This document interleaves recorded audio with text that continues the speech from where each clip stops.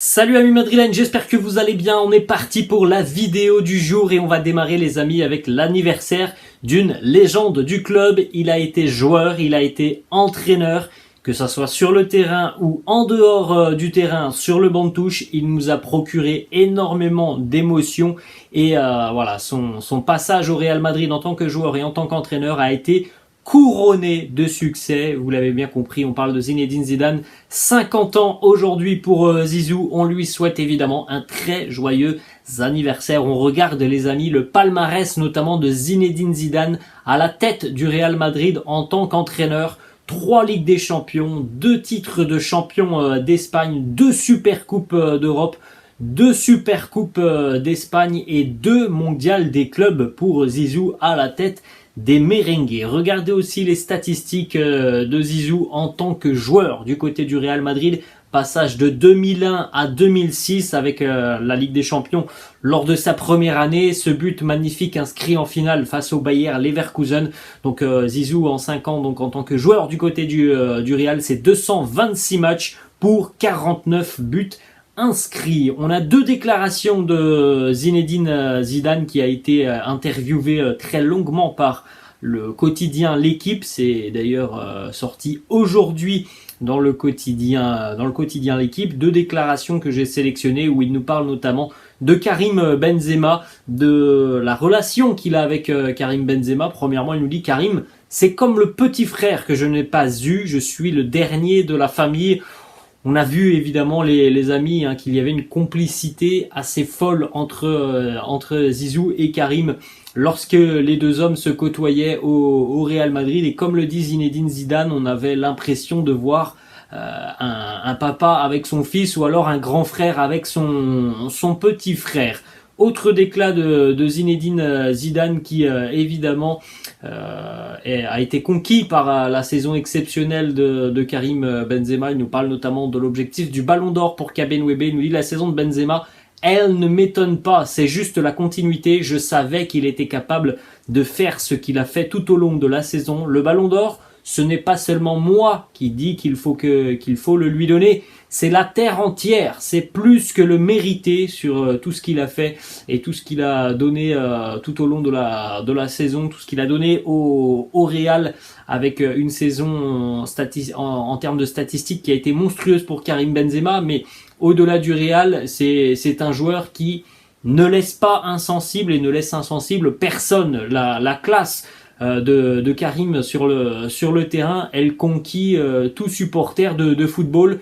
Que tu sois supporter du Real ou d'une autre équipe, tu es obligé d'être en admiration devant les prestations de Karim et devant ce qu'a fait Karim tout au long de la saison. C'est pour ça les amis que on espère tous que le Ballon d'Or reviendra à Karim dans quelques mois maintenant. Ensuite, on va enchaîner les amis avec les 2 unes des quotidiens madrilènes.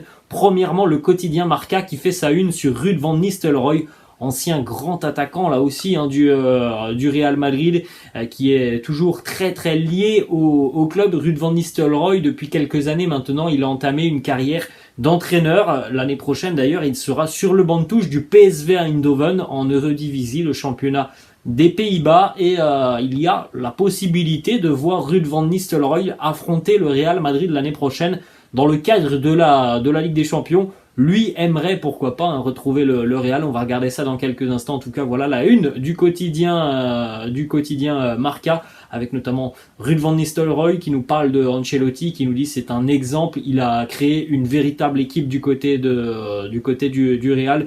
Vous avez aussi ce petit encart sur le côté droit. Ancelotti, coach football, Lasso, coach du basket. Les deux cerveaux du Real Madrid, 2 entraîneurs mythiques dans leur sport respectif. On a donc cette déclaration de Ruud van Nistelrooy qui se verrait bien revenir au Bernabéu avec le PSV. Il nous dit: diriger le PSV au Bernabéu, eh bien je l'espère. Revenir au Bernabéu serait quelque chose de très impressionnant. Être là avec le PSV en Champions League serait quelque chose de très spécial, parce que vous savez déjà à quel point le Real Madrid est important pour moi.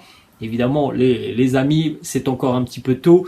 Il est encore un entraîneur assez jeune, Ruud van Nistelrooy, mais peut-être qu'à terme, dans quelques années, On parlera de Ruud van Nistelrooy sur le banc de touche du Real Madrid. On espère pour lui que voilà, sa carrière d'entraîneur va bien se passer avec le PSV Eindhoven. Hein. Certaines légendes du club sont amenées dans le futur à peut-être devenir entraîneur du Real Madrid. C'est arrivé pour Zinedine Zidane, ça pourrait arriver pour Ruud van Nistelrooy, ça pourrait arriver aussi pour Xabi Alonso par exemple. Ensuite, on enchaîne avec la une du quotidien AS. C'est Dani Carvajal qui fait la une du quotidien AS. Longue interview de Dani Carvajal. On va regarder dans quelques instants quelques déclarations de Dani Carvajal qui s'est exprimé par rapport à cette saison, les objectifs du club, quelques arrivées aussi en ce qui concerne le mercato. Premièrement, par rapport aux 5 Ligues des Champions remportées et par rapport aux critiques auxquelles a fait face le Real, notamment sur son style de jeu, sur cette campagne de Ligue des Champions. Dani Carvajal qui nous dit: vous ne gagnez pas 5 Ligues des Champions sur les 9 dernières éditions en jouant mal. Nous avons probablement l'une des meilleures équipes au monde et cette magie, cette croyance, cette force, tout le monde ne peut pas se vanter de l'avoir. Nous savons que même si nous sommes vraiment mauvais et que ce n'est pas notre jour, nous aurons nos chances. Et si nous continuons à pousser, nous obtiendrons ce que nous voulons. On l'a vu tout au long de la saison, les amis. On a parfois vu un Real Madrid qui semblait être complètement dominé par son adversaire, mais un Real Madrid qui y croyait toujours et qui faisait face malgré l'adversité. Petite déclat sur les finales du côté de Madrid. Il nous dit: le Real ne perd pas les finales. À Paris, nous savions quoi faire à tout moment du match. Nous savions qu'il nous laisserait de l'espace et c'était la clé. Nous avons chronométré le match correctement pour gagner la Ligue des Champions.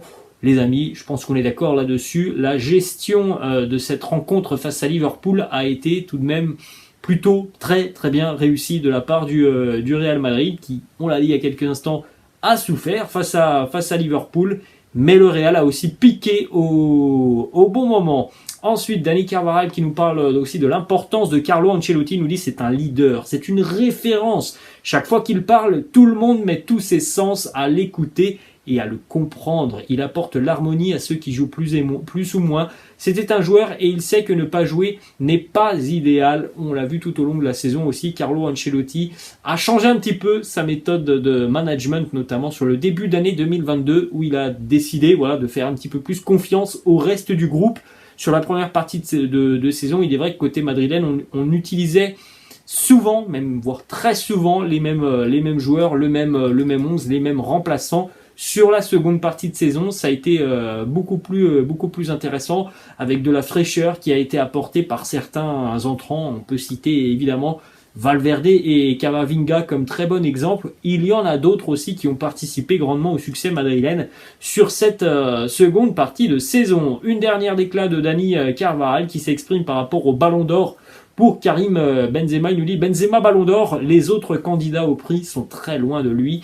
Il ne doute pas que le Ballon d'Or sera le sien, Karim en est conscient. Je pense que, comme on le dit, comme je le dis déjà depuis des mois et des mois sur la chaîne, on en est tous conscients. Maintenant, on espère qu'il n'y aura pas une mauvaise surprise, mais sincèrement, je ne vois pas qui pourrait nous surprendre sur ce classement du Ballon d'Or à l'heure actuelle.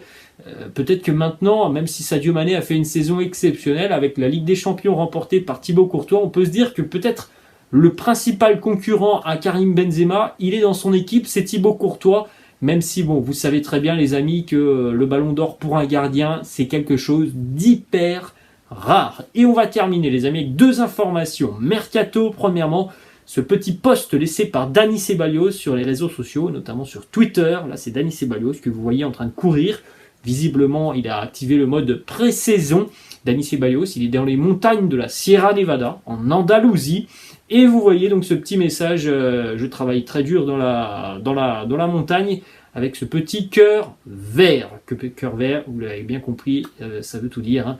On peut penser que Dani Ceballos ne rejouera plus au Real Madrid et sera un joueur du Betis Séville. Et on termine les amis avec cette autre information. Mercato, la Real Sociedad est entrée en contact avec le Real Madrid pour un transfert de Takefusa Kubo, qui évidemment a très peu de chances de jouer au Real l'année prochaine, de par notamment aussi son passeport, parce que les passeports brésiliens ne sont pas arrivés, parce que c'est un joueur aussi qui voilà, est encore très jeune. Il y a eu des prêts qui, bon, ont été plus ou moins concluants pour Takefusa Kubo. Donc on ne peut pas dire qu'il a un avenir certain du côté du Real Madrid.